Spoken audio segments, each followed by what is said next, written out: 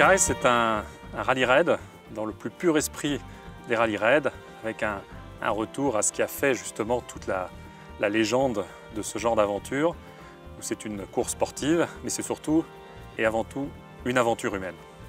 Les principales caractéristiques du parcours, c'est une grande variété, parce qu'on a la chance sur le terrain qu'on va traverser de trouver tout type de terrain.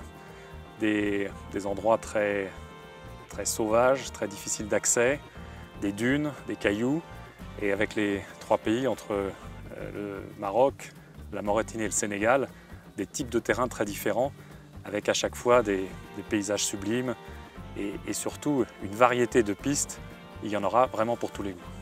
Notre souhait en organisant Africa Race, c'est de redonner justement, de retrouver les valeurs qui ont vraiment créé la différence entre ce type d'événements et des courses en Europe, où la dimension humaine est très importante.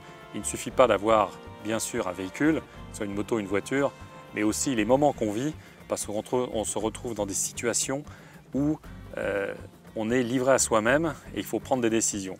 Contrairement à, je dirais, nos mondes occidentaux où on est assisté en permanence, dans une aventure comme un rallye raid, on doit se prendre en charge soi-même. On est obligé de prendre des décisions sur le parcours, sur l'itinéraire, sur la gestion de sa course, sur la gestion de l'effort. Et il faut absolument se prendre en charge parce que personne n'est là pour vous aider. Le succès dans cette compétition, il se trouve dans le sourire des concurrents. Et on le retrouve en général de deux façons. D'abord au départ, parce qu'ils sont très fiers d'être les acteurs de l'événement, parce que c'est eux qui font la course. Et on le retrouve aussi beaucoup à l'arrivée, parce que chacun a un objectif différent. L'objectif, bien sûr, de participer, parce que c'est l'objectif premier, et surtout cette espèce de satisfaction d'arriver, parce que évidemment on peut s'engager dans un rallye raid pour essayer de le gagner, mais il y en a pour qui simplement la démarche est de pouvoir arriver.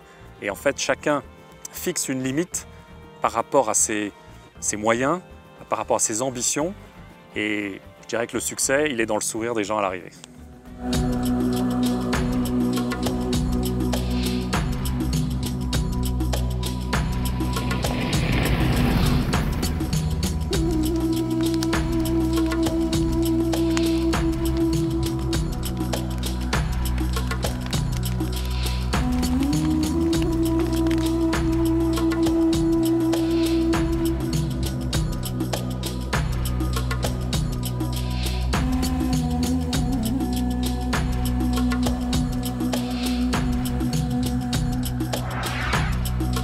Les difficultés, c'est le truc peut-être le plus difficile à noter parce qu'on est sur une piste et sur une voiture qui n'est pas une voiture de course. Et même si on a une voiture de course, on ne peut pas rouler à la vitesse de course parce qu'on a besoin de prendre des notes. Alors c'est par rapport à l'expérience, c'est ce qu'on voit sur le terrain, qu'on doit noter les niveaux de difficulté. Je crois que c'est très important d'être un copilote avec expérience.